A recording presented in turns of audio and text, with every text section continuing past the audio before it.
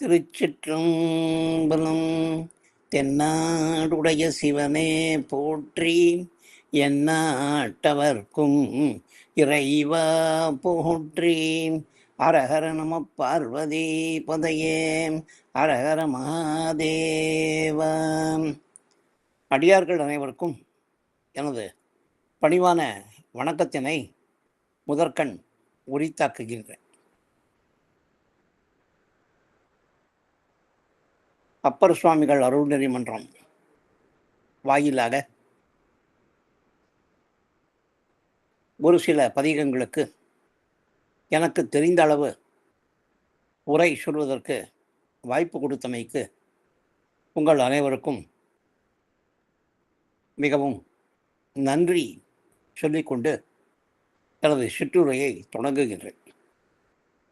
குற்றங்குறைகள் ஏதேனும் இருப்பின் அதை மன்னித்து அருளுவது மட்டுமல்லாமல் அடியனுக்கு சுட்டி காட்டினால் அவற்றை திருத்திக் கொள்வதற்கும் உதவியாக இருக்கும் என்பதை உங்கள் முன் சமர்ப்பித்து இன்றைய சிந்தனையை தொடங்க இருக்கின்றேன். பருக்கை யானை மத்தகத்து என்று தொடங்கும் திருவாரூர் திருப்பதிகம் இரண்டாம் திருமுறையில் 101வது பதிகமாக வைக்கப்பட்டுள்ள திருப்பதிகம். நட்டராகம் பண்ணில் இசைத்து பாடும் வண்ணம் இயற்றப்பட்ட பாடல்கள் கொண்ட திருப்பதிகம். அதனை சிந்திப்பதற்காக நாம் அனைவரும் இன்று இங்கே கூடியிருக்கின்றோம்.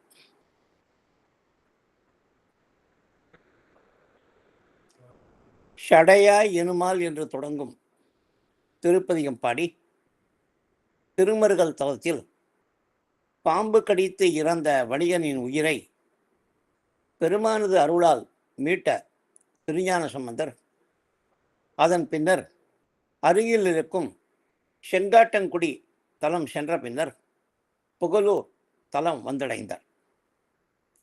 அவர் புகழூர் தலத்தில் தங்கியிருந்த நாளில் திருவாரூரிலிருந்து அப்பர் பிரான் அங்கு வந்து சேர்கின்றார். அப்போது அப்பர் பிரான் மூலம் திருவாரூர் நகரில் ஆதிரை திருநாள் சிறப்பாக கொண்டாடப்படுவதை அறிந்த திருஞான சம்பந்தர் திருவாரூர் செல்ல வேண்டும் என்ற விருப்பம் மேலோங்கியவராக தான் திருவாரூர் சென்று திரும்பி வரும் வரையில் அப்பர் பிரானிடம் புகழூரில் தங்கியிருக்குமாறு வேண்டிக் கொண்டார். அதன் பின்னர் திருஞான சம்பந்தர் திருவாரூர் நோக்கி செல்கின்றார். பல்லாயிரக்கணக்கான தொண்டர்கள் புடைசூழ திருவாரூர் நோக்கி சென்ற திருஞான சம்பந்தர் பாடலன் நான்மறையன் என்று தொடங்கும் பதிகத்தை பாடிய வண்ணம் முதல் திருமுறை 104வது திருப்பதிகம் செல்கின்றார்.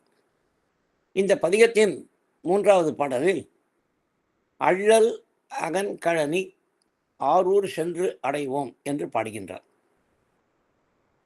அள்ளல் என்றால் சேறு, அகன் அகன்ற, கழனி நெல் வயல்கள், சேறு நிறைந்த நெல் வயல்கள் என்று குறிப்பிட்டு தலத்தின் நீர்வளத்தையும் நிலவளத்தையும் குறிப்பிட்டு அத்தகைய திருவாரூர் சென்று அடைவோம் என்று இந்த தலத்திற்கு செல்லும் வழியில் பாடிக்கொண்டே செல்கின்றார்.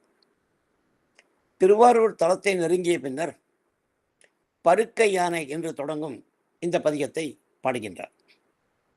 திருக்கோயில் வளாகத்தில் இருக்கும்போது நாம் இறை சிந்தனையுடன் இருக்க வேண்டும் என்று பெரியோர்கள் சொல்வார்கள். மூவர் பெருமானார்கள் ஒரு படி மேலே சென்று திருக்கோயில் செல்லும் வழியிலும் திருக்கோயிலிலிருந்து திரும்பி வரும் பொழுதும் இறைவன் பற்றிய சிந்தனைகள் ஆழ்ந்திருந்தனர் என்பதை நாம் தேவார பதிகங்களிலிருந்தும் பெரிய புராணத்தில் அவர்களது சரித்திரத்தை உணர்த்தும் பாடல்களிலிருந்தும் அறிந்து கொள்கின்றோம். பெருமானின் புகழினை குறிப்பிட்டு பதிகங்கள் பாடிய வண்ணம் திருக்கோயில்களுக்கு மூவர் பெருமானார்கள் சென்றது பெருமானை தரிசித்து அவரது சன்னதியில் பதிகங்கள் பாடுவதில் அவர்களுக்கு இருந்த ஆர்வத்தை புலப்படுத்துகின்றது. மேலும் இறை சிந்தனையுடன் திருக்கோயிலுக்கு செல்வது திருக்கோயிலிலும் நமது சிந்தனை இறைவனை பற்றி இருக்கும் வண்ணம் நமது மனதினை பக்குவப்படுத்துகின்றது. எப்போதும் இறை சிந்தனையில் ஆழ்ந்திருந்த மூவர் பெருமானார்களின் மனம் அத்தகைய பக்குவம் அடைய வேண்டிய அவசியமில்லை. ஏனெனில் அத்தகைய பக்குவத்தை அவர்கள் ஏற்கனவே அடைந்திருந்தார்கள். எனினும் தன்னுடன் வந்த தொண்டர்களின் சிந்தனையும் அவ்வாறு இருக்க வேண்டும் என்று விரும்பினார்கள் போலும். திருக்கோயிலுக்கு சென்ற பின்னர் ஒன்றிய மனத்துடன் இறைவனை வழிபட்டு திரும்பும் அடியார்களின் மனதினில் இறை சிந்தையே நிறைந்து ஓங்கி நிற்கும். இவ்வாறு திருக்கோயிலுக்கு செல்லும் போதும் திருக்கோயிலிலிருந்து இல்லத்திற்கு திரும்பி வரும்போதும் திருக்கோயிலின் உள்ளே இருக்கும் நேரத்திலும் இறைவனை பற்றிய சிந்தனை மட்டுமே இருக்க பழகி கொண்டால் இறைவன் பால் நாம் வைத்திருக்கும் அன்பு நாளுக்கு நாள் பெருகுவதை நாம் கண்கூடாக உணரலாம். திருஞான சம்பந்தர் பாடிய முதல் பதிகமே திருக்கோயில் வளாகத்தில் சீர்காழி குளக்கரையில் பாடியது தானே. தனது தந்தையாரின் தோளில் அமர்ந்த வண்ணம் நனிப்பள்ளி தலம் சென்ற திருஞான சம்பந்தர் அந்த தலம் நெருங்கிய போது இப்பதி யாது என்று தனது தந்தையாரிடம் கேட்க அவர் நனிப்பள்ளி என்று விடையளிக்கின்றார். உடனே காரைகள் கூகை முல்லை என்று தொடங்கும் பதிகம் பாடுகின்றார். முதுகுன்றம் திருக்கோயிலை வலம் வந்த சமயத்தில் பாடிய பதிகம் நின்று மலர் தூவி என்று தொடங்கும் பதிகமாகும். எருக்கத்தம் புலியூர் தலத்திலிருந்து திருமுதுகுன்றம் நோக்கி சென்ற திருஞான சம்பந்தர் மத்தா வரை நிறுவி என்று தொடங்கும் பதிகம் பாடியவாறு சென்றார் என்பதை நாம் அந்த பதிகத்தின் முதல் 10 பாடல்களும் முதுகுன்று அடையவுமே என்று முடிவதிலிருந்து தெரிந்து கொள்கின்றோம். நெல்வாயில் அறத்துறை தலம் செல்லும் வழியில் பெருமான் அனுப்பிய முத்துச்சிவிகை ஆகியவற்றை பெற்றுக்கொண்ட திருஞான சம்பந்தர் எந்தை ஈசன் என்று தொடங்கும் பதிகம் பாடுகின்றார். திருவையாறு தலம் சென்றடைந்த திருஞான சம்பந்தர் திருக்கோயில் நெருங்கும் முன்னர் புலனைந்தும் பொறிகலங்கி என்று தொடங்கும் பதிகம் பாடுகின்றார். செப்ப நெஞ்சே என்று தொடங்கும் பதிகம் பாடி திருக்கோயில் செல்லும் வழியில் சோற்றுத்துறை சென்று அடைவோம் என்று சொல்கின்றார். ஓடே கலன் என்று தொடங்கும் பதிகம் மூலம் இடைமருது ஈதோ என்று பாடிய வண்ணம் திருவிடைமருதூர் தலத்தில் உள்ளே திருஞான சம்பந்தர் புகுந்தார் என்று சேக்கிழார் பெரிய புராணத்தில் கூறுகின்றார். பருக்கை யானை என்று தொடங்கும் பதிகத்தினை பாடிய வண்ணம் திருவாரூர் எல்லை சென்றடைந்தார் என்று சேக்கிழார் பெரிய புராணத்தில் குறிப்பிடுகின்றார். சிவிகையில் இருந்து இறங்கிய போது அருளிய திருப்பதிகம் சித்தம் தெளிவீர்கள் என்று தொடங்கும் திருப்பதிகமாகும். திருவாரூர் தொண்டர்கள் திருஞான சம்பந்தரை எதிர்கொண்டு அழைத்து வணங்கிய போது அந்தமாய் உலக ஆதியாம் என்று தொடங்கும் பதிகம் பாடி எம்பிரான் தன்னை ஏற்றுக்கொள்வாரோ பெருமானிடம் கேட்டு சொல்வீர்களாக என்ற கருத்தமைந்த பாடல்கள் கொண்ட பதிகம் பாடுகின்றார். திருவாரூர் நகரத்தை விட்டு நீங்கும்போது திருஞான சம்பந்தர் பவனமாய் சோடையாய் என்று தொடங்கும் பதிகம் பாடுகின்றார். அரையார் விரி கோவண ஆடை என்று தொடங்கும் பதிகத்தை பாடிய வண்ணம் திருவிழிமிழலை திருக்கோயிலுள் திருஞான சம்பந்தர் புகுந்தார் என்று சேக்கிழார் கூறுகின்றார். மதுரை மாநகரை நெருங்கும் தருணத்தில் மங்கையர்க்கரசி என்று தொடங்கும் பதிகம் பாடுகின்றார். கொட்டமே கமழும் என்று தொடங்கும் பதிகமும் படகினில் கொல்லம்போதூர் தலத்திற்கு செல்லும் போது அருளிய பதிகமாகும். அரையணி நல்லூர் தலத்தில் இருந்த வண்ணம் திருவண்ணாமலையை காண்கின்ற திருஞான சம்பந்தர் உண்ணாமலை உமையாளோடும் என்று தொடங்கும் பதிகம் பாடுகின்றார். இந்த பதிகத்தின் 4வது, 7வது மற்றும் 8வது பாடல்களை அண்ணாமலை அதுவே என்று முடிக்கின்றார். காலத்தி மலையை கண்டவுடன் பாடிய பதிகம் வானவர்கள் தானவர்கள் என்று தொடங்கும் பதிகமாகும்.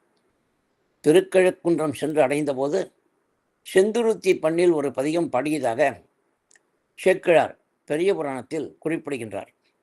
ஆனால் இந்த பதிகம் நமக்கு இதுவரை கிடைக்கவில்லை. தனது தொண்டை நாட்டு யாத்திரையை முடித்துக்கொண்டு சீர்காழி திரும்பும் திருஞான சம்பந்தர் வேணுபுரம் அதுவே என்று முடியும் வண்ணம் பதிகத்தின் முதல் 10 பாடல்களை வண்டார் குழல் அறிவை என்று தொடங்கும் பதிகத்தில் பாடுகின்றார். திருஞான சம்பந்தர் சரித்திரத்தில் அவர் பதிகம் பாடிய பின்னணிகளை மிகவும் விரிவாக குறிப்பிட்ட சேக்கிழார் பெருமானார் அத்தகைய குறிப்புகளை திருநாவுக்கரசர் புராணத்திலும் சுந்தரரை பற்றி குறிப்பிடும் பாடல்களிலும் சொல்லவில்லை. அன்னம் பாலிக்கும் என்று தொடங்கும் திருப்பதிகம் அப்பர் பிரான் தில்லையில் உழவாரப்பணி செய்து கொண்டிருந்த போது பாடிய பதிகம் என்று சேக்கிழார் கூறுகின்றார். கழிப்பாலை தலத்தில் இருந்து தில்லை சிதம்பரம் வந்து அடையும் போது பனைக்கை மும்மத வேழம் என்று தொடங்கும் பதிகம் பாடியதாக சேக்கிழார் கூறுகின்றார். குலம்பலம்பா வரும் தொண்டர் என்று தொடங்கும் திருப்பதிகம் திருவாரூர் திருக்கோயிலுக்கு செல்லும் முன்னர் அங்கிருந்த அடியார்களை நோக்கி பாடிய பதிகமாகும். திருவையாறு குளத்தில் எழுந்த அப்பர் பிரான் திருக்கோயிலுக்கு செல்லும் போது பாடிய பதிகம் மாதர்பிறை கண்ணியானை என்று தொடங்கும் பதிகம். வெண்ணி தலத்தின் மீது அருளிய பாடல்களில் நெருநல் கண்ட வெண்ணியே என்று குறிப்பிட்டு இருப்பதால் முந்தைய நாள் சென்று வந்த தலத்தின் நினைவுகளில் ஆழ்ந்திருந்த அப்பர் பிரான் பாடிய பதிகம் என்று கருதப்படுகின்றது. புறம்பயம் தொழ போதுமே என்ற கருத்தமைந்த பதிகப்பாடல்கள் பழையாறியிலிருந்து புறம்பயம் செல்லும் வழியில் சுந்தரர் பாடிய பதிகமாகும். பெருமானது அருளால் தனது இடது கண்ணில் பார்வை வரப்பட்ட பின்னர் திருவாரூர் நோக்கி சென்ற சுந்தரர் 5 பதம் சொல்லி என்று தொடங்கும் பதிகத்தினை பாடியவாறு செல்கின்றார். இவ்வாறு திருக்கோயிலில் மட்டுமல்லாமல் திருக்கோயிலுக்கு செல்லும் பொழுதும் திருக்கோயிலிலிருந்து திரும்பி வரும் பொழுதும் இறைவனை பற்றிய சிந்தனையை உடையவர்களாகவே மூவர் பெருமானார்கள் இருந்த தன்மையை நாம் அவர்களது சரித்திரத்திலிருந்து புரிந்து கொள்கின்றோம். இதன் மூலம் நாமும் அத்தகைய பண்பினை வளர்த்து கொள்ள வேண்டும் என்ற அறிவுரை நமக்கு மூவர் பெருமானார்களால் வழங்கப்படுகின்றது. அதை புரிந்து கொண்டு முடிந்த வரையில் செயலாற்றத் தொடங்குவோம் என்று இன்று முதல் நாம் சபதம் ஏற்போமாக. மேற்கண்ட பின்னணியுடன் பருக்கை யானை மத்தகத்து என்று தொடங்கும் பதிகத்தின் பாடல்களை சிந்திக்கலாம். பதிகத்தின் முதல் பாடல். பருக்கை யானை மத்தகத்து அரிக்குல தூயிர் புக நெருக்கி வாய நெற்றிலம் நிறக்கு நீள் பொறுப்பனூர் கருக்குள் சூலை சூழ நீடு மாட மாளிகை கூடி அருக்கன் மண்டல தனாவும் அந்தன் ஆருள் என்பதே. அருக்கன் சூரியன், பருக்கை பருத்த கை யானையின் துதிக்கை, மத்தகம் தலை, அரி சிங்கம், உகிர் நகம், அணாவும் நெருங்கும், அந்தன் குளிர்ச்சியும் அழகும் பொருந்திய.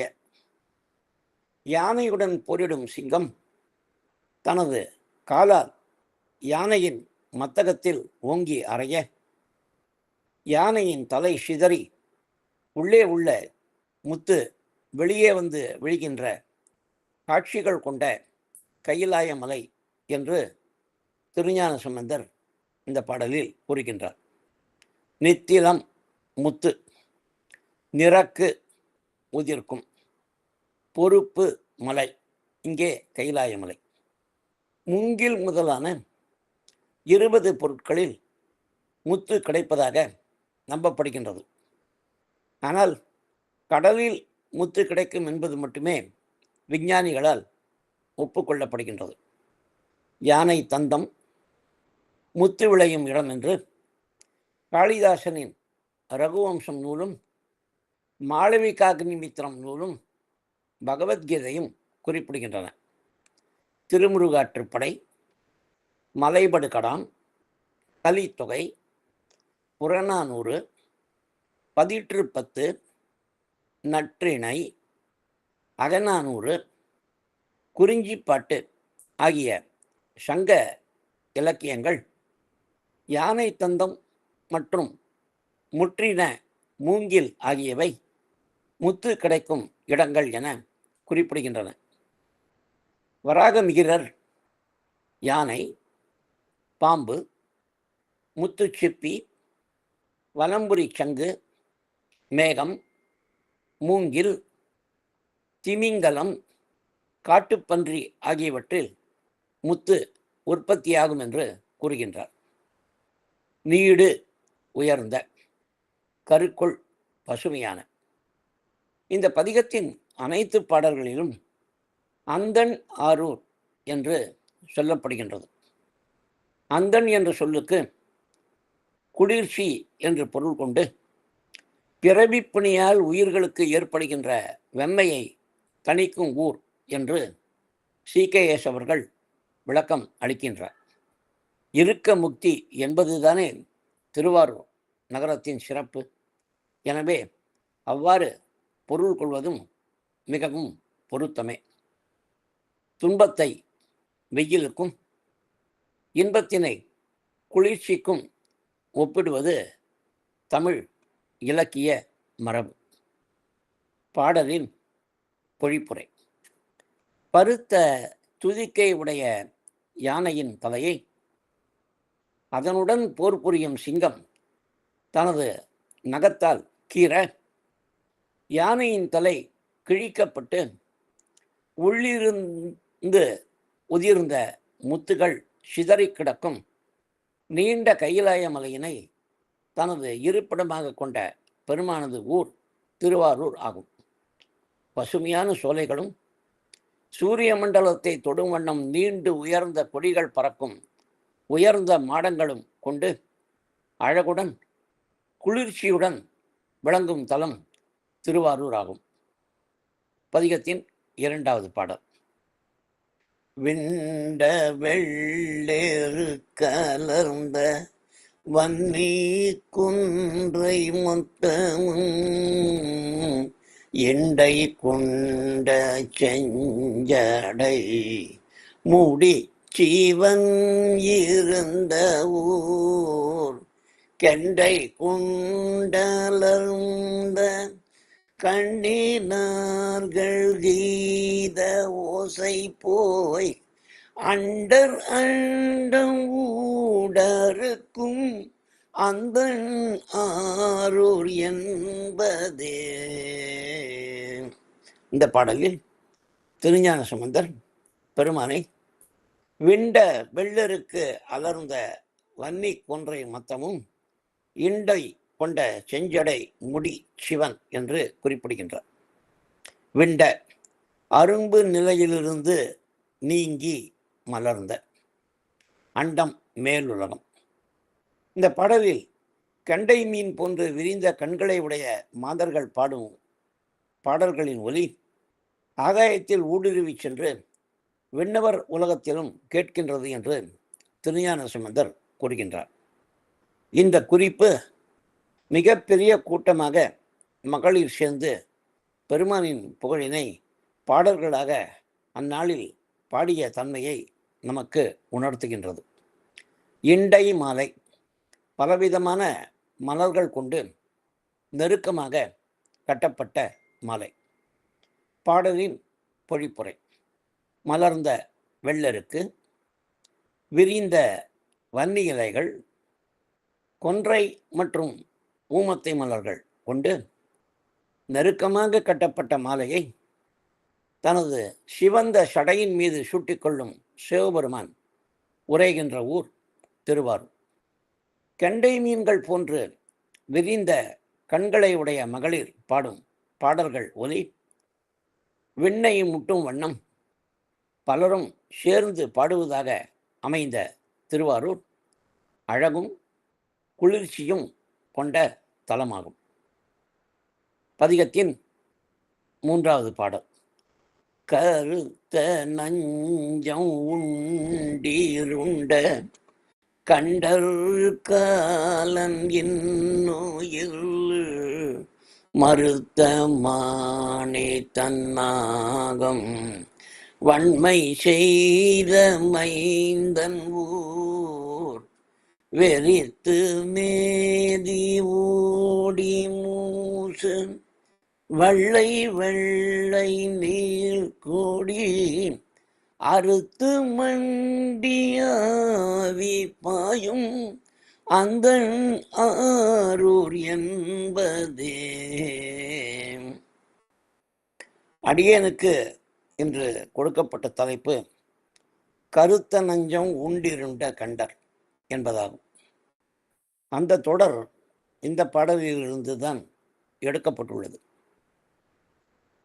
திருவாரூர் தலத்தில் உள்ள பெருமானுக்கு தியாகராஜன் என்ற பெயர் உள்ளது என்பதை நாம் அனைவரும் அறிவோம். மிகப்பெரிய தியாகத்தை எவரும் கனவிலும் நினைத்து பார்க்க முடியாத தியாகத்தை செய்தவனாக சிவபெருமான் விளங்குகின்றான் என்பதை உணர்த்தும் திருநாமமாக இந்த நாமம் அமைந்துள்ளது. கொல்லும் விஷம் என்று தெரிந்தே உலகத்தவரையும் தேவர்களையும் காக்கும் பொருட்டு அதனை உட்கொண்டவன் சிவபெருமான். தேவர்களை காப்பதற்காக தான் உட்கொண்ட ஆலகால விஷம் தனது வயிற்றின் உள்ளே சென்றால் ஊழி முடிவினில் வயிற்றினில் அங்கே ஒடுங்க இருக்கும் உயிர்களின் பாதுகாப்பினை கருதி அந்த விஷத்தினை வயிற்றின் உள்ளே செலுத்தாமல் தனது கழுத்தினில் தேக்கிக் கொண்டவன் சிவபெருமான். தான் செய்த தியாகத்தை என்றும் மற்றவர்கள் உணர்ந்து கொண்டு இருக்க வேண்டும் என்பதற்காகவே அந்த கருமை நிறம் கரையாக படர்ந்த கழுத்தினை உடையவனாக பெருமான் காணப்படுகின்றான். திருமூலர் ஒரு பாடலில் கூறுவார், விஷத்தின் தன்மையே மாற்றிய பெருமானுக்கு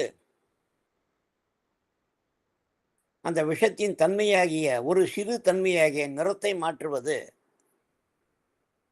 கஷ்டமான காரியமா? இல்லவே இல்லை. அவர் நஞ்சு உண்டதால் ஏற்பட்ட கரை இல்லை. அது பக்குவப்பட்ட அடியார்களின் ஆணவம் கண்மம் மாயை ஆகியவற்றை தான் வாங்கி கொண்டு அவர்களை உய்விப்பவன் என்பவத்தை உலகுக்கு உணர்த்தும் வண்ணம் கருமை நிறமாக அந்த மலங்களை தனது கழுத்தினில் அவர் தேக்கிக் கொண்டிருக்கின்றார் என்று திருமூலர் குறிப்பிடுவார். அதுபோன்று பெருமான் செய்த மிகப்பெரிய தியாகம் காலகால விடத்தினை உட்கொண்டது. அதை உணர்த்தும் வண்ணம்தான் இந்த திருநாமம் அமைந்துள்ளது. திருச்சிராப்பள்ளி தலத்தின் மீது அருளிய பதிகத்தின் பாடலில் திருஞான சம்பந்தர் பெருமானின் சிறப்பினை உணராத அடியார்களை பார்த்து ஒரு கேள்வி கேட்கின்றார். பெருமான் உண்டதும் வெள்ளை நிறமாமோ என்று கேட்கின்றார்.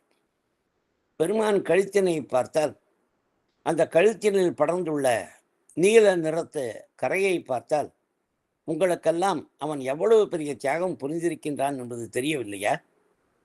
அதை தெரிந்தும் பெருமானின் பெருமையை உணராமல் நீங்கள் இருக்கின்றீர்களே, உங்களுக்கு என்ன அந்த நீல நிறம் வெண்மை நிறமாக தோன்றுகின்றதா என்று கேள்வி கேட்கின்றார்.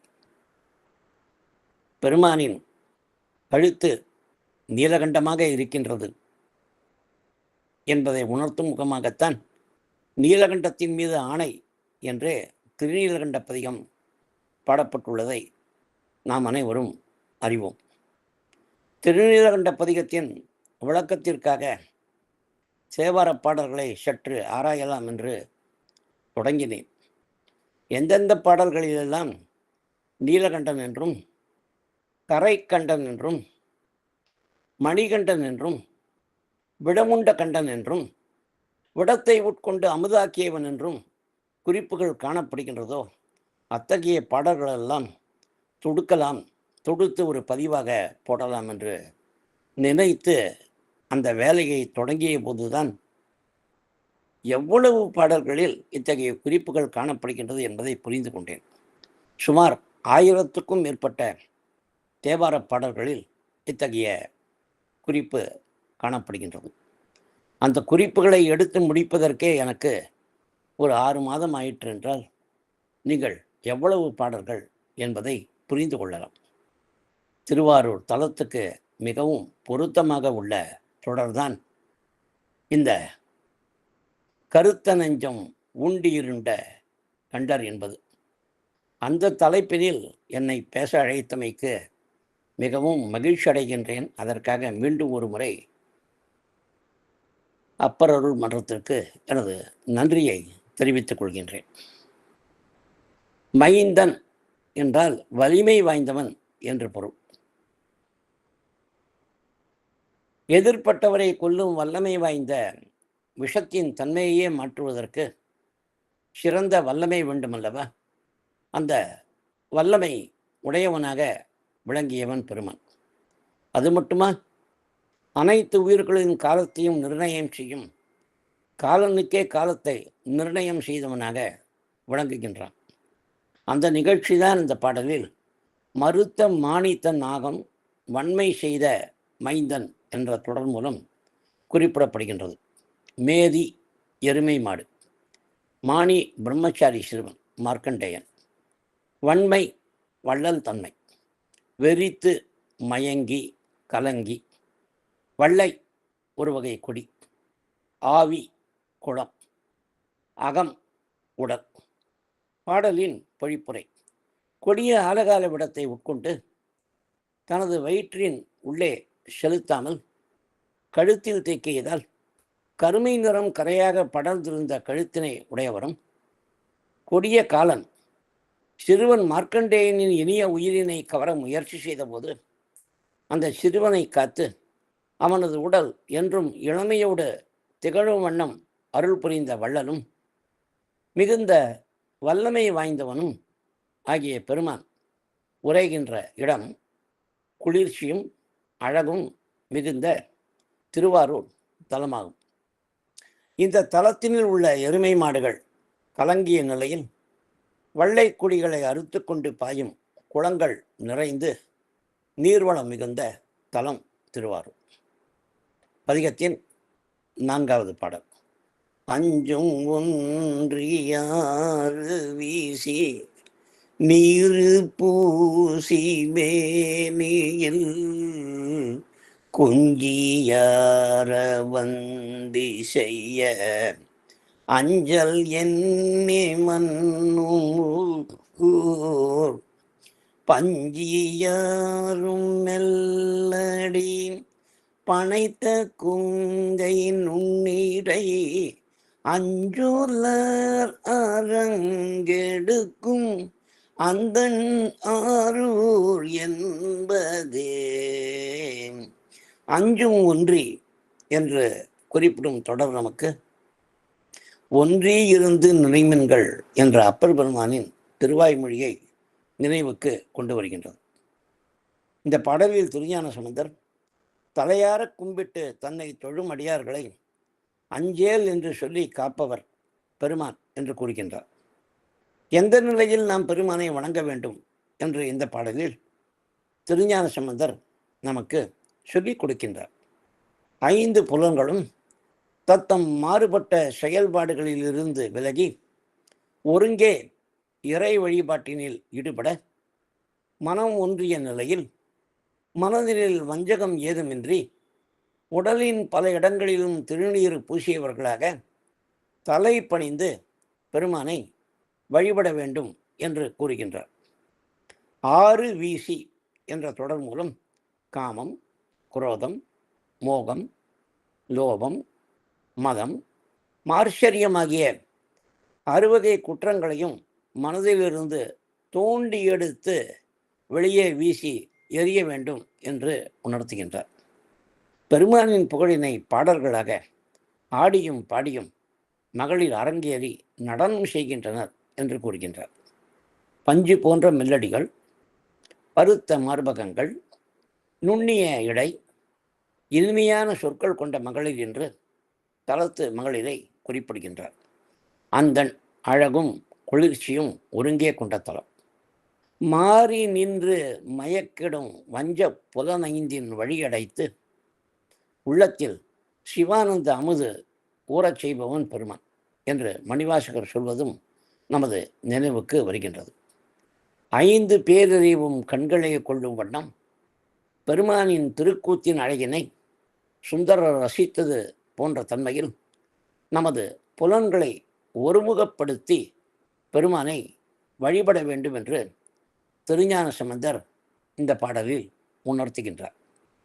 பாடலின் பொழிப்புரை: 5 புலன்களும் தமது விருப்பத்தின் வழியை மாறுபட்ட வழியில் செலுத்தாமல் 5னையும் ஒருமுகப்படுத்தி சலனமற்ற ஒருங்கிய மனத்துடன் உயிர்க்கு பகைகளாக விளங்கும் காமம், குரோதம், மோகம், லோபம், மதம், மார்ச்சரியம் ஆகிய 6 குற்றங்களையும் வீசி எறிந்த உடலெங்கும் திருநீறு பூசியவர்களாக தலை தாழ்த்தி வணங்கும் அடியார்களுக்கு அஞ்சேல் என்று ஆறுதல் சொல்லும் இறைவன் நிலையாக பொருந்தி உரைகின்ற தலம் திருவாரூராகும்.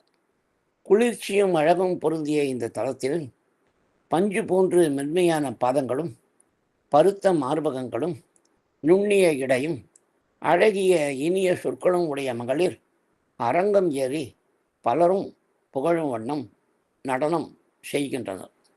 அடியார்களுக்கு அஞ்சேல் என்று பெருமான் சொல்வதாக இந்த பாடலில் திருஞான சம்பந்தர் கூறுகின்றார். அடியார்கள், மெய்யடியார்கள் அஞ்சுவது எதற்காக? அடுத்த பிறவி நமக்கு வந்துவிடப் போவதே என்பதுதான் அவர்களது அச்சம். அந்த அச்சத்தை தீர்க்கும் முகமாக தன்னை வழிபடும் அடியார்களுக்கு இனிமேல் உங்களுக்கு பிறவி இருக்காது என்று ஆறுதல் சொல்லி தேற்றுபவன் பெருமான் என்பதுதான் இங்கே உணர்த்தப்படுகின்றது. பதிகத்தின் 5வது பாடல்: சங்குலாவி திங்கள் சூடி தன்னை உண்ணுவார் மனத்து அங்குலாவி நின்ற எங்கள் ஆதிதேவன் மன்னூர் தெங்குலாவி சோலை நீடு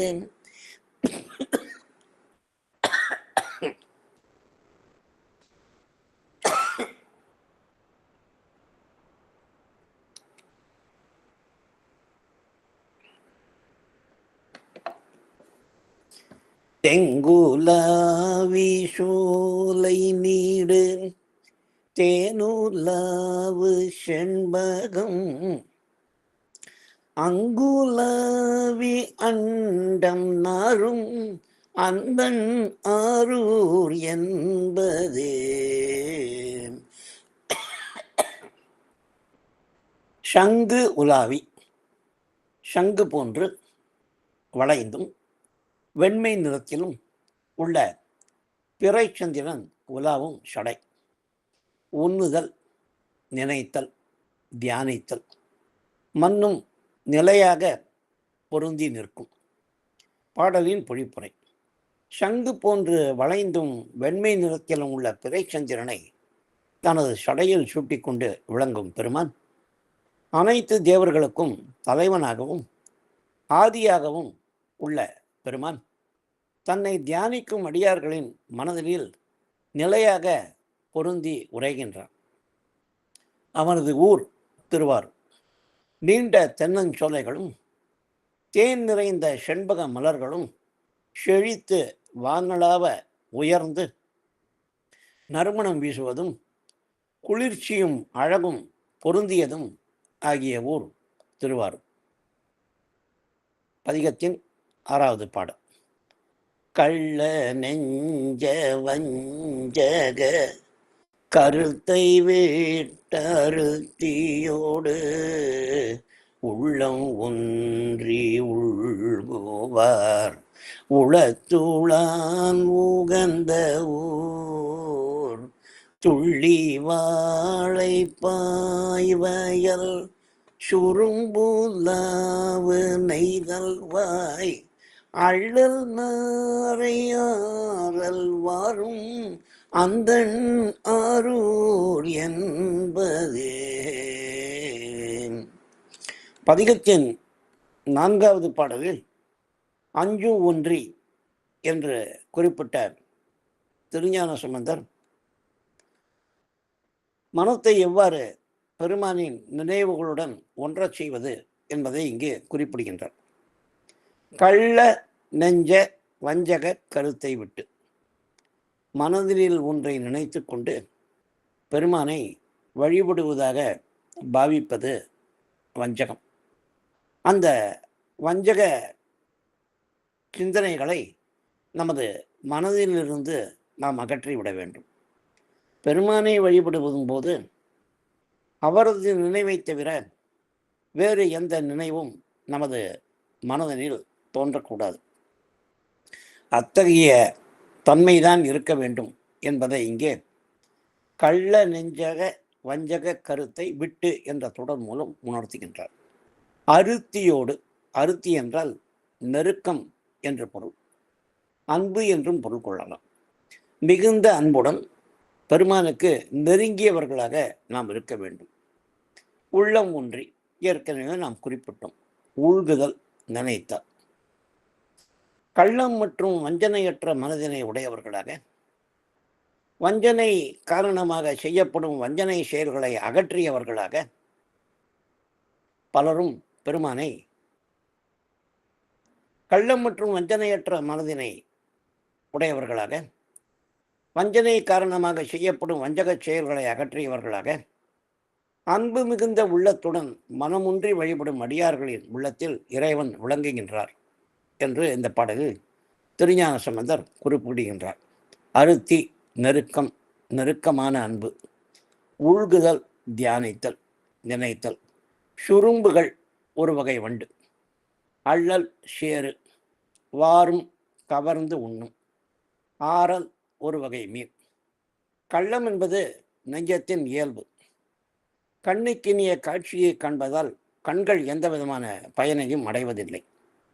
காதுக்கினிய இசையால், சொற்களால் காதுக்கு பயன் ஏதும் இல்லை.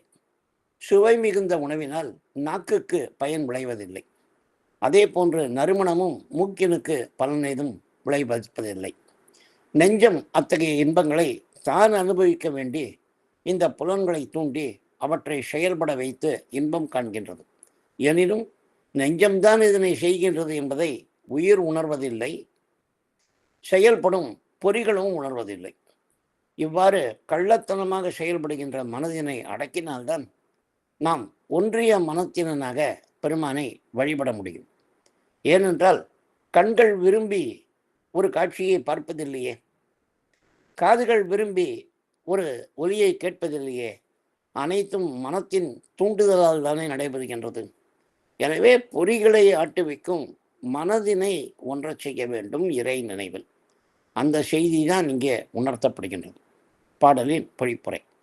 தன்னை வெளிக்காட்டாமல் வஞ்சனையாக செயல்படும் மனத்தையும் அதன் காரணமாக புலன்கள் செய்யும் வஞ்சக செயல்களையும் தீய எண்ணங்களையும் விட்டொழித்து உண்மையான அன்புடன் ஒன்றிய மனத்தினராக பெருமானை தியானிக்கும் அடியார்களின் நெஞ்சினில் பெருமான் உரைகின்றார். அத்தகைய பெருமான் வாழை மீன்கள் துள்ளி விளையாடும் வயல்களும், சுரும்பு எனப்படும் வண்டுகள் உலாவுகின்ற நெய்தல் மலர்களும், ஆரல் மீன்களை கவர்ந்து உண்ணும் நாரைகள் தங்குகின்ற சேற்று நிலங்களும் கொண்ட திருவாரூர் தலத்தில் உரைகின்றான். பதிகத்தின் 7வது பாடல். கங்கை பொங்கு செஞ்சடை கரந்த கண்டற் காமனை மங்க வெங்கனால் வீழித்த மங்கை பங்கன் மன்னோர்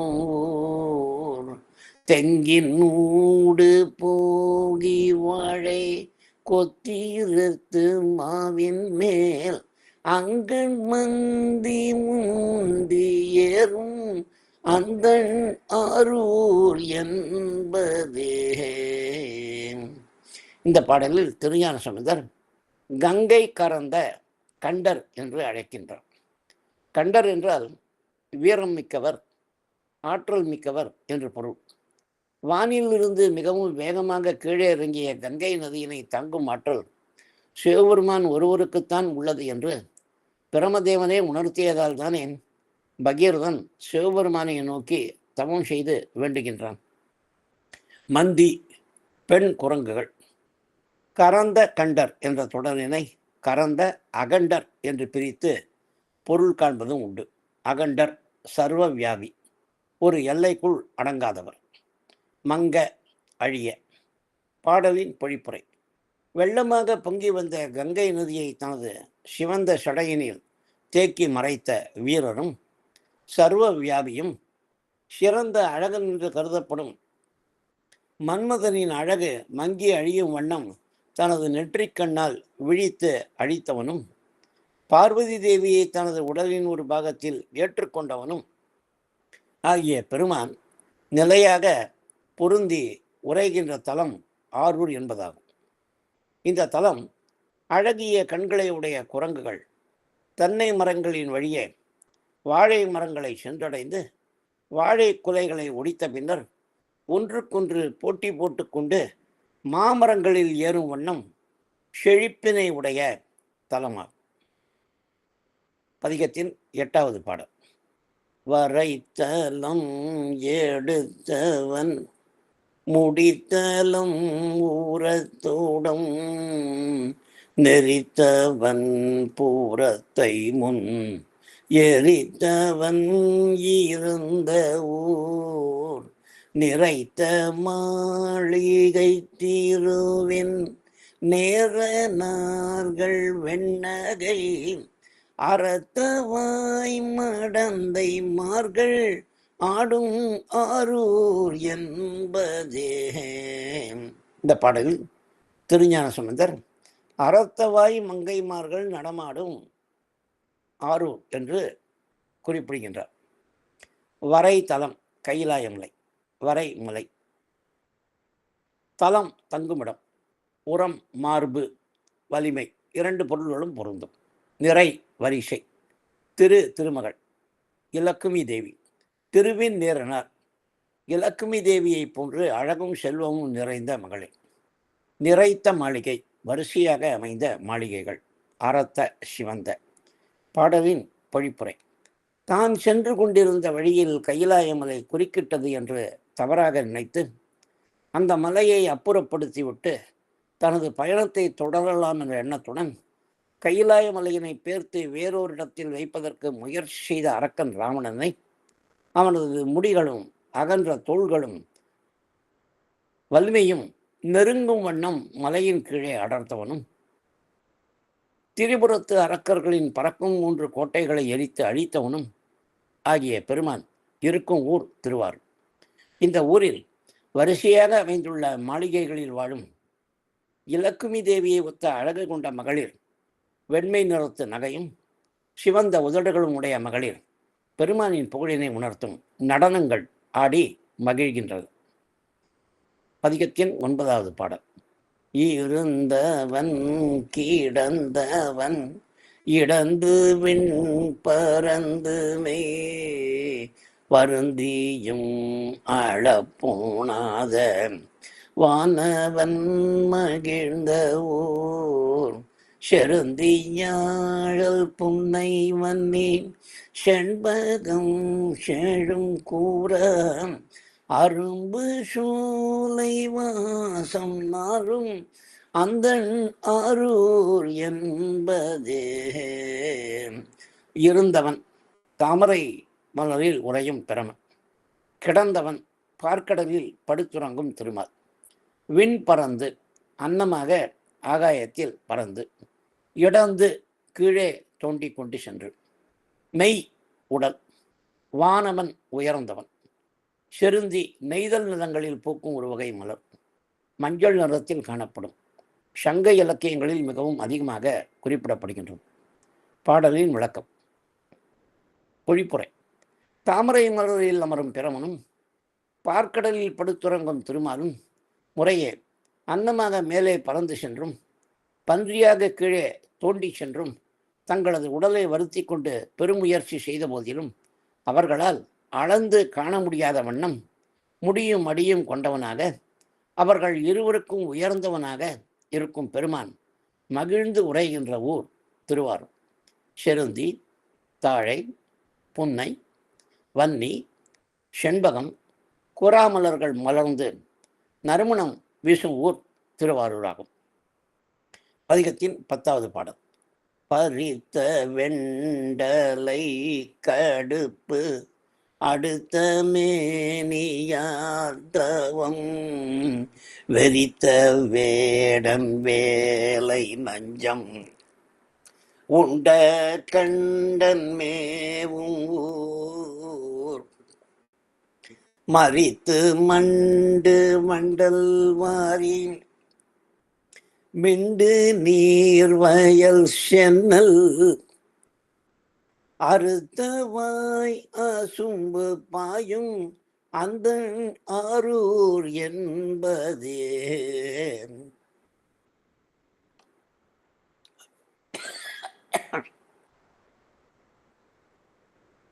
திருஞான சம்பந்தர் பெருமானை நஞ்சமுண்ட கண்டன் என்று குறிப்பிடுகின்றார். பறித்த முடிகள் பறிக்கப்பட்டு மொட்டையாக உள்ள தலை, கடுப்படுத்த மேனி, கடுக்காய்ப்பொடி பூசிய உடல், நீராடாமல் இருந்ததால் தங்களது உடலிலிருந்து துர்நாற்றம் வீசுவதை தடுக்கும் பொருட்டு கடுக்காய் பொடி பூசிக்கொண்ட சமண துறவிகள். வெறித்த முனிந்த கோபம் கொண்ட வேடன், சிவவேடம் உடைய பெருமான். அசும்பு கசியும் நீர், மறித்து தடுத்து திருப்பி காவிரி நதியால் அடித்து கொண்டு வரப்படும் வண்டல் மண்ணினை மீண்டும் மீண்டும் வாரி நீரினை வயல்களுக்கு பாய்ச்சும் ஊர் என்று நிலவளம் மற்றும் நீர்வளம் உணர்த்தப்படுகின்றது. சமணர்கள் செய்து வந்த பொய்த்தவத்தினை காணும் பெருமான் அவர்கள் மீது கோபம் கொள்வதாக இங்கே சொல்லப்படுகின்றார்.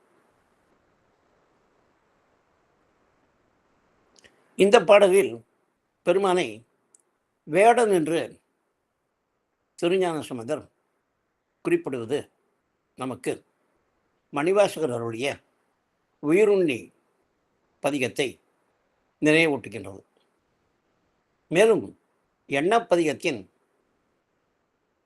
3வது பாடலில் உயிரினை உட்கொண்ட பெருமான் என்று குறிப்பிடுகின்றார். கொன்றதும் கொன்றதை உண்டவனும் என்று அப்பர் பிரானும் ஒரு பதிகத்தில் குறிப்பிடுகின்றார். ஏன் பெருமானை அவர்கள் அவ்வாறு குறிப்பிடுகின்றார்? வேடன் செய்யும் தொழில்தான் யாது? மிருகங்களை வேட்டையாடி கொள்வது வேடனது தொழில். அவ்வாறு அவன் வேட்டையாடுவது தனது உணவு தேவைக்காக. பெருமானும் அத்தகைய வேட்டையைத்தான் தொடர்ந்து ஆடிக்கொண்டே இருக்கின்றான். அவன் வேட்டையாடுவது பக்குவப்பட்ட உயிர்களை. பக்குவப்பட்ட உயிர்களை தேடி அடையாளம் கண்டுகொண்டு அந்த உயிர்களின் மலங்களை எல்லாம் தான் வாங்கி கொண்டு அந்த உயிர்களை மலமற்ற உயிர்களாக மாற்றிய பின்னர் அந்த உயிர்களை தன்னுடன் இணைத்து கொண்டு அவன் உண்டு விடுகின்றான். இந்த தன்மைதான் உயிருண்ணி என்ற தொடர் மூலம் உணர்த்தப்படுகின்றது. வேடன் என்று பல தேவார பாடல்களில் குறிப்பிடுவதற்கும் இத்தகைய பொருள் கொள்வது மிகவும் பொருத்தமாக உள்ளது. பாடலின் பொழிப்புரை. முடியனைத்தும் பறிக்கப்பட்டு வெண்ணிறத்தில் காணப்படும் தலை மற்றும் கடுக்காய்ப்பொடி பூசப்பட்ட உடல் உடையவர்களாக திகழ்ந்த சமணர்கள் செய்கின்ற பொய்த்தவம் கண்டு நீலகண்டராக திகழும் பெருமான் கோபம் கொள்கின்றார். அவர் பொருந்தி நிலையாக இருக்கும் இடம் திருவாரூர் தலமாகும். காவிரி நதியினால் மீண்டும் மீண்டும் அடித்து கொண்டு வரப்படும் வண்டல் மண்ணினை கொண்டு அணை போல் கட்டி காவிரி நீரை மடக்கி சென்னல் விளையும் வயல்களில் நீர் பாய்ச்சப்படும் ஊர் திருவாரூர். அத்தகைய வாய்க்கால்களில் நீர்க்கசிவு காணப்படும் வண்ணம் நீர்வளமும் நிலவளமும் கொண்ட ஊர் திருவாரூர். பதிகத்தின் கடைப்பாடல். வள்ளி சோலை சூத நீடு மண்ணு வீதி பொன்னுலாம் அல்லி மாதமர்ந்திருந்த அந்தன் ஆரூராதியை நல்ல சொல்லு ஞானசம் பந்தன் நாவில் இன்னூரை வல்ல துண்டர்வான மாள வல்லார் வாய்மையாகவே. அல்லி மாது அல்லியங்கோதை என்பது தலத்து அம்பிகையின் திருநாம். பொன் அழகு, பொன்னுலா அழகு பொருந்திய. வள்ளி கொடிகள். சூத மா வானம் உயர்ந்த முக்தி உலகம். பாடலின் பொழிப்புரை. மாமரங்களும் கொடிகளும் அடர்ந்த சோலைகளால் சூழப்பட்ட வீதிகளை உடையதும் அழகு பொருந்திய அல்லியங்கோதை என்று அழைக்கப்படும் பிராட்டியுடன் கூடி பெருமான் உரைகின்றதும் அனைத்து உயிர்களுக்கும் ஆதியாக இருக்கும் பெருமான் உறைவதும் அழகும் குளிர்ச்சியும் ஒருங்கே பொருந்தியதுமாகிய திருவாரூர் தலத்தின் மீது எப்போதும் இறைவன் குறித்த நல்ல சொற்களையே பேசும் ஞான சம்பந்தன் தனது நாவினால் வழங்கிய இனிய உரைகள் அடங்கிய பாடல்களை முறையாக பாடும் வல்லமை பெற்ற அடியார்கள் உயர்ந்த உலகமாகிய முக்தி உலகம் சென்றடைந்து சிறப்பாக வாழ்வார்கள் என்பது எண்ணம். முடிவுரை. சிறிய குழந்தையாக திருஞான சம்பந்தர் இயற்கை காட்சிகளில் தனது மனதினை பறிகொடுத்து ரசிப்பதை நாம் பல தேவாரப் பாடல்களில் கண்டிருக்கின்றோம். முன்னுரையில் சொல்லிய வண்ணம் ஊர் எல்லையில் சிபிகையிலிருந்து கீழே இறங்கிய திருஞான சம்பந்தர் நகரத்தின் வீதிகளில் தான் கண்ட காட்சிகளை பாடல்தோறும் உணர்த்துகின்றார். ஊருக்குள் நுழைந்த பின்னர் சிவிகையில் செல்லாமல் நடந்து சென்ற தன்மை பெருமான் உரைகின்ற தலங்களை திருஞான சம்பந்தர் எவ்வளவு உயர்வாக மதித்தார் என்பதை புலப்படுத்துகின்றது. ஷெய்ஞலூர் சென்ற திருஞான சம்பந்தர் ஊர் எல்லையை நெருங்கியதும் சிவிகையிலிருந்து கீழே இறங்கி நிலத்தில் விழுந்து வணங்கினார் என்ற பெரிய புராண குறிப்பு நமது நினைவுக்கு வருகின்றது. நாமும் திருஞான சம்பந்தர் போன்று திருக்கோயிலுக்கு செல்லும் போதும் திருக்கோயிலில் வலம் வரும் போதும் திருக்கோயிலிலிருந்து இல்லம் திரும்பும் போதும் வீண் பேச்சுகளை தவிர்த்து இறைவன் பற்றிய நினைவுகளை சுமந்த வண்ணம் செல்வோமாக. திருச்சிற்றம்பலம். தென்னாடுடைய சிவனே போற்றி, எந்நாட்டவர்க்கும் இறைவா போற்றி. ஹரஹர நம பார்வதி பதையே. ஹரஹர மகாதேவான். வாய்ப்பளித்த மன்றத்தாருக்கு மீண்டும் நன்றி சொல்லி கொண்டு அடியேன் விடைபெறுகின்றேன். அடியேன் சொல்லிய உரையில் ஏதேனும் குற்றம் குறைகள் இருந்தால் அதை தயவு செய்து மன்னித்து அருளுமாறும் எனக்கு சுட்டிக்காட்டி என்னை திருத்துமாறும் மீண்டும் உங்களை வேண்டிக் கொள்கின்றேன். அனைவருக்கும் நன்றி, வணக்கம். மிக மிக ஒரு அற்புதமான விளக்க உரை ஐயா. நாங்கள் எல்லாம் இந்த உரையை பார்த்து நாங்களும் ஏதோ உரையெல்லாம் சொல்லி கொண்டு வருகிறோம். பல செய்திகளை படைப்பதில் பல அகமாற்றம் கொள்ளும் வகையிலே மிகவும் சிறப்பாக நுண்மையாக இந்த கருத்துக்களை எடுத்து வைத்தீர்கள். முன்னோட்டமாக நீங்கள் பெரிய புராணத்திலிருந்து இந்த ஆச்சாரியர்கள்லாம் எப்படியெல்லாம் போகிறார்கள், போகும் வழியிலேயே அந்த திருத்தலத்தை அடையும் முன்பே பாடிய அந்த நிகழ்வுகள் எல்லாம் அப்படியே தொகுத்து சொன்னது அப்படியே நினைவு. நாங்கள்லாம் பெரிய புராணம் புலவர் ராஜமாணிக்கம் ஐயா அவர்களிடம் தொடர்ந்து கற்று வந்ததால் அப்படியே ஒரு நினைவூட்டாக அது அற்புதமாக அமைந்தது. இந்த அந்த மாதர் பிறை கன்னியானைங்கிற அந்த அந்த திருப்பதிகம் கையெறி காட்சி மறைந்த பிறகு பாடியது. அந்த நம்ம குளத்துல அங்கே எழுந்தவுடன் அதை அந்த வீதியில இந்த காட்சிகள் சரணாசரத்தை எல்லாம் பார்த்து கொண்டு போகிறார். அங்கே போனோன்னா கோயில் மறைந்து கைலை காட்சி, அப்புறம் போற்றி திருத்தாண்டகள்லாம் பாடினோன்னா பெருமான் மறைந்தவுடன் பிறகு இந்த மாதருக்கு பிறை கண்யானை என்று எடுத்து பாடுகிறார். அது ஒரு கருத்து. அந்த திருமர்களுக்கு வந்து அந்த திருமர்கள்ல இருந்து நேரா திருப்புகலூர் போறாரு. திருச்செங்காட்டங்குடிக்கு கூப்பிடுறாரு. அவரை வந்து மீளவும் வர வேண்டும் என்று சிறு தொண்டர் கூப்பிடும்போது சரின்னு கலங்கும்போது இங்கேயே வந்து திருமருகல்ல பசுமை காட்சியும் அங்கே கூரெறி ஏந்தி ஆடக்கூடிய காட்சியும் திருச்செங்காட்டங்குடியிலேயே காட்ட அங்கமும் வேதமும் ஓதும் நாவர் என்று அதை 2 திருத்தலத்தையும் தலங்களையும் போற்றி இணைத்து பாடி பாடுகிறார். அதுக்கப்புறம் இது ராமநந்தீஸ்வரம் அது வந்து சேக்கிழார் சொல்லலை. அது இடையில் உள்ள தலம், திருப்புகலூருக்கும் திருச்செங்காட்டாங்குடிக்கும் இடையில் உள்ள தலம் என்பதால் அதை வந்து இங்கே தொகுத்திருக்கிறார்கள். வரலாற்று முறையிலே வந்து தொகுத்தவர்கள். அங்கிருந்து நேர அங்கே திருப்புகலூர் தான் போகிறார். அந்த அந்தன் ஆரூர் என்பதற்கு நம்ம மேற்போக்கான பொருள் எடுத்தாலும் போதுமே. அங்கே உள்ள சூழல் எல்லாமே இந்த சோலை வளம், நீர் வளம், நில வளம் இதெல்லாம் வந்து சொல்றாங்க. நம்ம அதுக்கு வந்து ஒரு தத்துவார்த்தமான கருத்தை வந்து ஞானசமுதர் அப்படி சொல்லியிருப்பாரான்னு நம்ம சிந்திக்கணும். அவங்க சிகேஎஸ் சொல்லியிருக்காங்க. அப்படி சொல்ல வேண்டிய ஒரு இது இல்லை. மேம்போக்காகவே வந்து அவர் பார்க்குறாரு. பார்த்தோன்னா ஒரு குளிர்ந்து சோலைகள் சூழ்ந்து அந்த அற்புதமான சூழலில் இருக்கிறதால அந்த எல்லா பாடல்கள்லையும் அந்த குளிர்ந்த ஒரு அப்படி இருக்கக்கூடிய அழகிய ஆரூர் என்று சொல்வது எடுத்துக்கலாம். நம்ம வந்து எனக்கு தோன்றிய கருத்து தான் சொல்றேன். ஐயா, ஒரே ஒரு கருத்து இந்த விஷயத்துல. திருவாரூர் தல துமிதாருடைய பதிகத்துல அப்பர் சுவாமிகள் சொல்வார், துயரனும் வெயிலில் சுடும் உயிர்களுக்கு நிழல் தந்து அளிப்பவன் அப்படின்னு.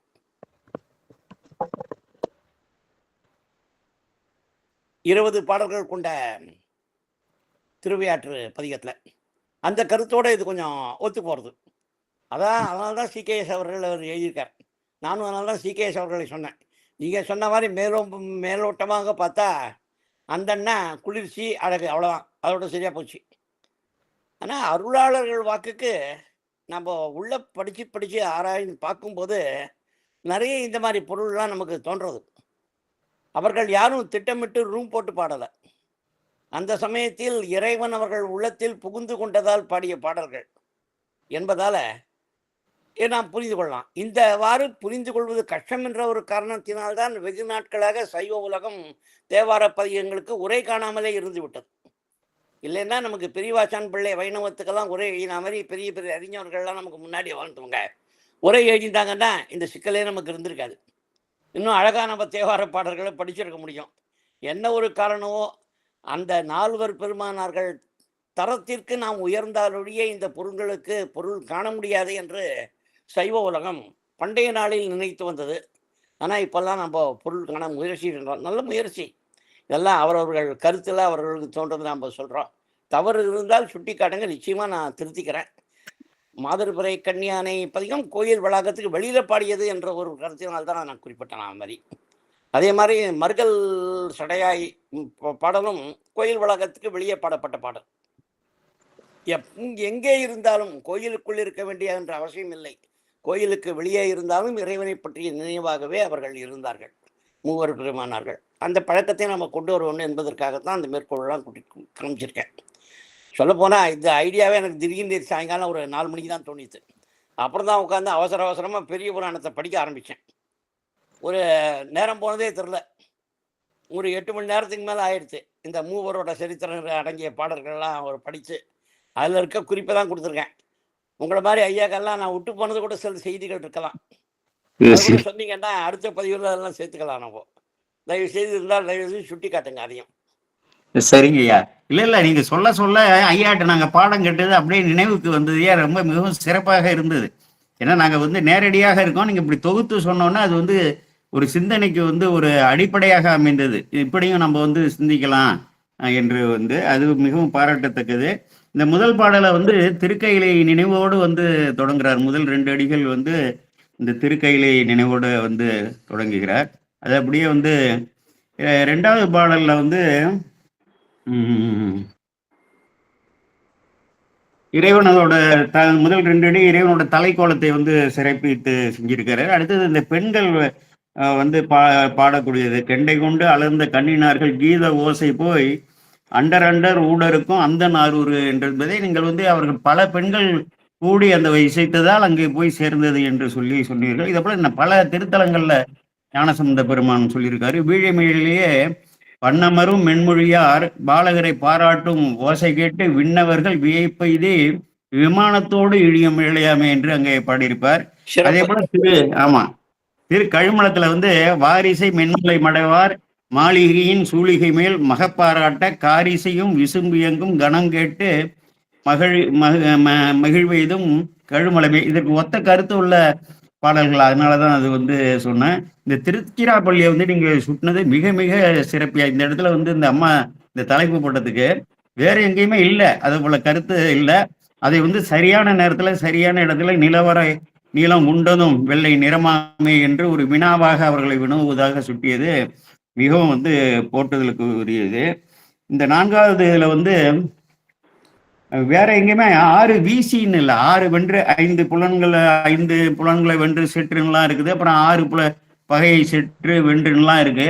இந்த இடத்துல 6 வீசிங்கிற வந்து ஒரு புதுமையாக இருக்கு. 6ஐயும் வந்து வீசி ஞானசம்பந்த பெருமான் அது ஒரு சிறப்பான ஒரு குறிப்பா இருக்கு. வேற எங்கேயும் அதை போல வந்து படித்ததாக. ஆமா, சிவ சிவா அப்படி வந்து ஒரு அந்த தன்மையோட அந்த அடியார் இலக்கணம் சொல்றாரு. நாம் நமது குற்றங்கள் மீது அவ்வளவு கோபம் கொள்ள வேண்டும் என்கிறார். அப்படிங்கிறாரு. ரொம்ப அழகா இது ஒரு ஆச்சாரியர் உபதேசமா இருக்கு. சரியான ஒரு ஆச்சாரியர் உபதேசமா நன்றாக அமைந்திருக்கு. அது 5 வென்றவருக்கு அணியார் 5 ஒரு 6 இரு 4 அடர்த்தார். இதெல்லாம் வந்து திருமுறை தொடர்கள் நிறைய இடத்துல வருது. அடுத்தது 5வது பாட்டுல அந்த அடியார்கள் வந்து இந்த தன்னை உண்ணுவார் மனத்து அங்கு உலாவி நின்ற எங்கள் ஆதி தேவன் மண்ணுவூர்னா, ஆலயங்கள்ல மட்டும் இல்லை, புறங்கள்ல மட்டும் இல்லை, தன்னை யார் வந்து உண்ணுகிறார்களோ, எண்ணத்தில் உலாவ விடுகிறார்களோ அவர்கள் உள்ளமே கோயிலாக கொண்ட பிரான் என்று சொல்லி திருமலர்பால் நிறைய இருக்கு. அது 2-3 பாடல்கள்ல அங்க வந்து சொல்லியிருக்காரு. ஆமா, மனமுலாம் அடியவருக்கு அருள் செய்வதால் உலகெல்லாம் பலி தெரிந்து உண்பிலான்னு சொல்லி மனத்தில் தன்னை உழவ விடக்கூடிய, எப்பொழுதும் சிந்தித்து கொண்டு இருக்கக்கூடிய அந்த அடியார்களுக்கெல்லாம் அருள் செய்வதற்காகத்தான் உலகெல்லாம் பலி தெரிந்து, இல்லைன்னா அவர் வந்து உண்ண வேண்டிய அவசியம் இல்லை, பிச்சை ஏற்றுன்னு சொல்லி. ஆமா ஆமா, அதுல பண்ணியிருக்காரு.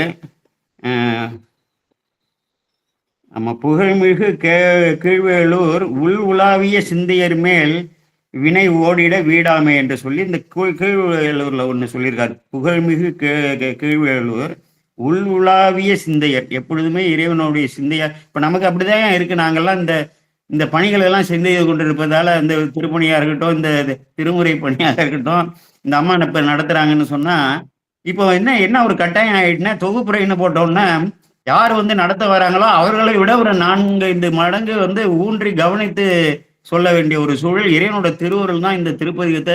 அதுக்கு வந்து மேம்போக்காக தான் வந்து படிச்சுட்டு வந்தோம். இப்ப நீங்கெல்லாம் வந்து சொல்லும் பொழுது ஒரு புதிய கருத்து, புதிய கோணங்கள் ஏற்படுகிறது. அதே போல கீழ்வேலூர் சீர் உலாவிய சிந்தை செய்து அணைபவர் பிணியோடு வினைபோமே என்று சொல்லி ஒரு கருத்து. இதெல்லாம் நன்ற அருமையான கருத்து. இந்த இதுல வந்து அடியார் இலக்கணத்தை சொல்றாரு. கள்ள நெஞ்ச வஞ்ச கருத்தை விட்டு பல இடங்கள்ல சொல்றாரு. அருத்தியோடு அந்த தீமையை அகற்றி அப்புறம் அன்போடு உள்ளம் ஒன்றி உள்குவார் உளத்துலான்ங்கிறது அடியார் இலக்கணம். அங்க ஒல்லையாரி உள்ளம் ஒன்றி கள்ளம் ஒழிந்து வெய்ய சொல்லையாரி தூய்மை செய்து காம வினை அகற்றி நல்லவாறே உண்டன் நாமம் நாவில் நவின்றேற்ற வல்லவாறே வந்து நல்காய் வழிவளம் மேயவனே மெய்யராகி பொய்யை நீக்கி வேதனையை துறந்து செய்யரானார் சிந்தையானே தேவர் குலக்குழந்தே நைவண்ணாயன் உந்தன் நாமம் நாளும் நினைந்தடியே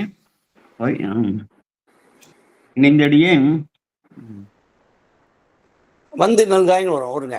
ஆமா, வையம் முன்னே வந்து நல்காய் வழிவிடமேனு இந்த உலகத்தார் முன்னும் வாங்கன்னா அது அருமையான ஒரு திருப்பதியும். அங்க ஆனா சேர்க்கிறாரு பாடல்கள் அனைத்துமே அருமையான பதிகம். அதான் மனப்பாடம் பண்ணீங்க. அதே போல இந்த திருக்கோயில அந்த திருப்பதிகமும். ஆனா சேர்க்கிறாரு என்னன்னா வருத்தம், மாறுபட்ட பதிகம். அது ஒரே வரியில சொல்லிட்டு போறாருங்க. அங்க ஏதோ ஒண்ணு நிகழ்ந்திருக்கு, அதை நமக்கு சேர்க்கிறார் சொல்லல. ஒரே வரியில வழிவளத்தையும் அந்த கோயிலையும் சொல்லிட்டு திருவாரூர் அடைந்தார்னு சொன்னது இதுல ஏதோ ஒரு இந்த பதிகத்துல இருக்கு, ஏதோ சொல்ல வராரு, ஏதோ ஒரு நிகழ்வு நடந்திருக்குன்னு. அப்படிப்பட்ட அந்த அடியார் இலக்கணங்களை எல்லாம் அங்க வந்து அற்புதமாக வந்து சொல்றாங்க. இந்த இதை வந்து நல்ல ஒரு இயற்கை காட்சி வந்து 7வது பாடல்ல ரொம்ப அருமையா சொல்றாரு அப்பர் சுவாமிகள். தெங்கினூடு போகி வாழை கொத்து இருத்து மாவின் மேல் அம்கன் மந்தி முந்தி ஏறும் அம்தன் ஆரூர் என்பது என்று சொல்லி இதே வந்து உள்வாங்கினது போல இருக்கு. சுந்தரமூர்த்தி சாமிகள் திருமறைக்காட்டுல தாழை பொழில் ஊடே சென்று பூழை தலை நுழைந்து வாழைக்கனி கூழை குரங்கு உண்ணும் மறைக்காடு என்று சொல்லி எனக்கும் ஞாபகம் வந்தது அந்த சமயத்துல. அது எனக்கு அந்த பாட்டு முழுது எனக்கு நினைவு இல்லை, அதனால அதை பத்தி நான் பேசல. நான் அதை பத்தி சரிங்கய்யா சரிங்க. ரொம்ப அழகான அந்த இயற்கை காட்சியை சொல்வார், சண்டை போட்டுக்கிறது அப்படின்ட்டு. அப்புறம் இதுல வந்து எல்லாமே என்ன கருத்துக்கள், இந்த புராண கருத்துக்கள்லாம் நஞ்சம் உண்டது, காலனை அடர்த்தது, கங்கையை சூடியது, காமனை எரித்தது, உமைக்கு ஒரு பாகம் அளித்தது, மங்கை பங்குங்கிறது, அப்புறம் ராவணன், அப்புறம் முற்புறம் எரித்தது, அடிமுடி எப்பொழுதும் வர்றது போல இந்த இதெல்லாம் இருக்கு. இதுல வந்து தன்மையாக வந்து சொல்லும் பொழுது, இறைவனுடைய தன்மையாக சொல்லும் பொழுது இந்த 3 தொடரும் மீளவும் அதை சொல்றோம். 5ம் ஒன்றி 6ம் வீசி மேனியில் குஞ்சியார வந்தி செய்ய ஒரு அடியார் இலக்கணத்தை சொல்றாரு. தன்னை உண்ணுவார் மனத்து அங்கு உலாவி நின்ற எங்கள் ஆதி தேவன், அப்படிப்பட்ட இதுதானே இருக்கு. அதாவது எத்துணையும் பேதமுறாதே உயிரும் தம் உயிர் போல் எண்ணி உள்ளே ஒத்துரிமை உடையவராய் ஓக்கின்றார் யாரோ அவர் உலகமே சுத்த சித்துருவாய் எம்பெருமான் நடம்புரியும் இடமென நான் தெளிந்தேன்னு வள்ளலார் கூட இதெல்லாம் உள்வாங்கி தான் அவர் சொல்றாரு. இந்த கருத்துக்கள் வள்ளலாரோட கருத்துக்கள் பூரா இந்த தேவார ஆசிரியர்கள், மணிவிக ஆசிரியர்கள் உட்பட அப்படியே உள்ள வந்து கிரகிச்சு அந்த மன உருக்கத்தோட தான் அவர் வந்து வேறு சொற்பதங்களாலையும் தொடர்களாலையும் அடிகளாலையும் வந்து வெளிப்படுத்தியிருக்காரு. அதுபோல கள்ள நஞ்ச வஞ்சக கருத்தை விட்டு அருத்தியோடு உள்ளம் ஒன்று, இதெல்லாமே அடியார் இலக்கணமாக நமக்கு வந்து ஆச்சாரியார் நமக்கெல்லாம் இப்படிலாம் இருக்கணும், இப்படிலாம் இருந்தாதான் இறைவன் வருவாருன்னு சொல்லி உன்னை தூய்மைப்படுத்திக் கொள்ளுன்னு சொல்லி சொல்வதாக இருக்கிறது. முத்து வந்து கிடைக்கும் இடங்கள் ஐயா எங்களுக்கு புலவர் ஐயா அப்பப்போ சொல்லுவார்கள். அது நீங்க வந்து பல இடங்கள்ல சங்ககால நூல்கள்ல பிற நூல்கள்லாம் இருந்து பல எடுத்துக்காட்டுகள்லாம் சொன்னது மிகவும் சிறப்பாக இருந்தது. இந்த 2வது பாட்டுல அண்ணி அது தலையில அணிஞ்சிருக்கக்கூடியது கொன்றை மத்தமும்னு அந்த சொல்லிட்டாங்க. அப்புறமா மத்தமும் மற்றும் இண்டை கொண்ட செஞ்சிடை என்று அப்படி பிரிக்கலாம் என்று நினைக்கிறேன். அது இந்த திருமூலரோட நீலகண்டர்களுக்கு எங்களுக்கு பாடல் சொல்லலை நீங்க. நான் வந்து இப்போ அதை தேடி பார்க்குறேன். அந்த நீளம் உண்டதுக்கு வந்து ஒரு கருத்து சொன்னீங்க. சரிங்கய்யா, நல்லது. அந்த வேடங்கிறதுக்கு வேடன்னு வருது இல்லை, இந்த இந்தியாவை பாடல்ல இந்த இவன் வருது பாருங்க, வெறித்த வேடன்கிற ஒரு குறிப்பு வருது இல்லையா. அதை வேடன் என்று எடுத்துக்கொள்ளாம பல வேடமாகும் பரன் என்று எடுத்துக்கொள்ளாமல் அந்த சமணர்களெல்லாம் அறிய முடியாது, அவர்களுக்கு மூடம் வைத்தவரை அவர்கள் தன்னை அறிய. சரிங்கய்யா சரிங்கய்யா, மிக மிக மகிழ்ச்சி ஐயா. தாங்கள் வந்து அடிக்கடி ஏதாவது நீங்க வந்து அவங்கள்ட்ட சொன்னீங்கன்னா அடிக்கடி வரணும். தங்களை போல பெரியவர்கள்லாம் நாங்களும் வந்து இருக்கலாம் பொருள் சொல்றோம்னா கூட உங்களுடைய கோணம் வந்து மிகவும் வந்து மாறுபட்டதா இருக்கு. கடுமையாக நீங்கள் வந்து உள்ளே வந்து ஒரு பரந்துபட்ட அறிவும் ஒரு ஆழ்ந்த அறிவும் நுணுக்கமான அறிவும் அதெல்லாம் கொண்டு நீங்கள் வந்து விளக்குகிறீர்கள். அடிக்கடி வந்து ஏதாவது இது போல திருப்பதிகளுக்கெல்லாம் விளக்கம் சொல்ல வேண்டும் என்று கேட்டுக்கொண்டு அடுத்து புலவர் ஐயா இருக்கிறார்கள் இருக்கு. புலவர் எங்கள் குரு ராஜமாணிக்க ஐயா. ஐயா கூப்பிடும் போது நான் வந்துட்டு இருக்கேன். நான் இது வரைக்கும் நான் நூல் சொன்னது இல்லை. ஏன்னா உங்களுக்கும் நிறைய பேர் இருக்காங்க, பேசுகிறவங்கெல்லாம் இருக்காங்க. அதனால் அவங்களுக்கும் நீங்கள் முக்கியத்துவம் கொடுக்கணும். அதெல்லாம் நல்லா புரியுது எனக்கு. அதனால் அடிக்கடி என்னை கூப்பிடணுட்டு நான் வற்புறுத்தவும் மாட்டேன். நான் எப்போ முடியுதோ வாய்ப்பு கொடுக்குறீங்களோ அப்போ என்னால் முடிஞ்சதை நான் செய்கிறேன். அவ்வளோதான். இல்லை, நான் சொல்கிறேன் அந்த அம்மாட்ட சொல்லி. ஏன்னா இப்போ இளையோர்கள்ட்ட சொன்னால் சில பேர் வந்து முழுமையாக இதை உள்வாங்கி இல்லாமல் எப்படியோ வந்து அதை சொல்லிட்டு போயிடலாம் பொருள்னு இந்த இதை படிச்சுட்டு வந்து அப்படியே கொட்டிட்டு போகிறாங்க.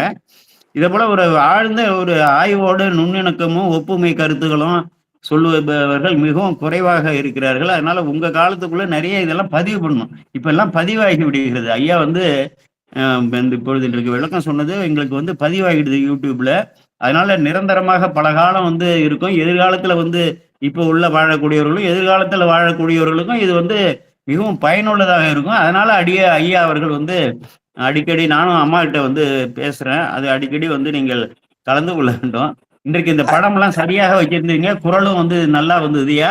இது அப்படியே நீங்க வந்து பாத்துங்க. ஒரு நாள் சொல்லும்போது அந்த சரியா வரல. போன தடவை லேப்டாப் இல்ல, ரிப்பேர் கொடுத்துருந்தேன் சர்வீஸுக்கு. அதனால மொபைல் வச்சுன்னு சொன்னேன். அதனால அந்த குறை இருந்தது. இந்த கருத்துக்களை எல்லாம் சொல்ல போனா இந்த பாடலுக்கு நான் 4 மணி நேரம் சாதாரணமாக சொல்லுவேன். அந்த அளவுக்கு ஒப்புமை கருத்து நான் எழுதி வச்சுட்டு இருக்கேன். எல்லாத்தையும் வாரம் ஒரு பதியம்னு ஒரு வெப்சைட்டில் நான் போஸ்ட் பண்ணிட்டு இருக்கேன். சரிங்க. அது அம்மாவுக்கு தெரியும் உங்களுக்கு. சரிங்க. அந்த இதில் பார்த்தீங்கன்னா பார்க்கலாம் நீங்கள். நீங்கள் சொல்கிற மாதிரி எல்லா கருத்தும் பர்மனெண்ட்டாக இருக்கணும் அப்படின்ற காரணத்துக்காக தான். அதில் சரிங்க. இருக்கிற டெக்ஸ்ட்டை தித்திக்கும் தேவாரம்னு ஒரு ஆடியோ ஃபைலாகவும் நிறைய பேருக்கு அனுப்பிச்சுட்டு இருக்கேன். உங்கள் குழுக்கு நான் அனுப்பலை, அவங்களுக்கு மட்டும் சண்முக அந்த அம்மாவுக்கு மட்டும் போகிறது. அதை நான் ஒரு தடவை சொன்னேன். நான் அது குழுவில் சேர்த்து விட்டுட்டு இல்ல குழுவுல போட சொல்றோம். இப்பதான் நம்ம உறுப்பினர்கள் அதிகமாக்கி இருக்கோம். இன்னுமே குழுவுல வந்து போட சொல்றாங்க. நாங்க கலந்துக்கிறோம். நாங்க 2 பேரும் கலந்து பேசிக்கிறோம். பேசிட்டு சொல்லுங்க. அந்த குழுவில் நான் முதல்ல இருந்து தினம் 2ஆ போடுறேன். இப்போ சொல்லப்போனா இப்போ 920 போயிட்டு இருக்கு பதிவு. அந்த பழசெல்லாம் கூட தினம் 2ஆ போட்டால் எப்படியும் கொஞ்ச நாளில் வந்துடும். அரியாசை குறைச்சிட்டு இப்போ கரண்ட் ஃபார்முக்கு நீங்களும் வந்துடலாம். அந்த மாதிரி போகலாம். அதை என்னோட கோரிக்கையெல்லாம் ஒன்றே ஒன்று தான். பகவானது நீண்ட ஆயுளையும் அன்பர்களோட ஆதரவையும் கொடுத்து இந்த பணி முழுதும் நடைபெறா மாதிரி பண்ணணும். இது வரைக்கும் 105 பதிகம் தான் பார்த்துருக்கேன் நான் திருஞான சம்பந்தருது. அதுக்கே கிட்டத்தட்ட 1200 தித்திக்கும் தேவாரம் பதிவுகள் ஆகியிருக்கு. இன்னும் சொல்ல போனா இதை விட 8 மடங்கு செய்ய வேண்டிய வேலை இருக்கு இன்னும். சரிங்க. உங்களுக்கு தெரியும் மொத்தம் எவ்வளவு பதிகம் அப்படின்றதெல்லாம். நான் அந்த கணக்கெல்லாம் அவங்களுக்கு சொல்ல வேண்டிய அவசியம் இல்லை. அதுக்கு எனக்கே இப்போ 75 வயசு ஆயிடுச்சு. பகவான் நீண்ட ஆயுளை கொடுக்கணும், சக்தியை கொடுக்கணும். அதை விட முக்கியமா இல்ல ஒத்த வயசுதாயா. நான் சுந்தரமூர்த்தி சாமிகள் இந்த 1010 பாட்டும் வரலாற்று முறையில 100 திருப்பதிகளுக்கும் வந்து பொருள் சொல்லி எளிமையான பொருள், ரொம்ப இது இல்லை, ஒரு பிண்ட பொழிப்பு மாதிரிக்குன்னு வச்சுங்களேன் பண்ணி 133 வீடியோ அந்த கோமல் காசு கேட்குறது யூடியூப்ல பதிவு பண்ணியிருக்கையா. எனக்கு ஞானசமுந்தர பதிவு பண்ணணுங்கிற ஒரு எண்ணம் ஒன்று இருக்கு. அதுக்காக தான் கடவுள் வந்து அருள். நம்ம என்ன செய்ய முடியும்? நல்லது. மிக மிக மகிழ்ச்சி.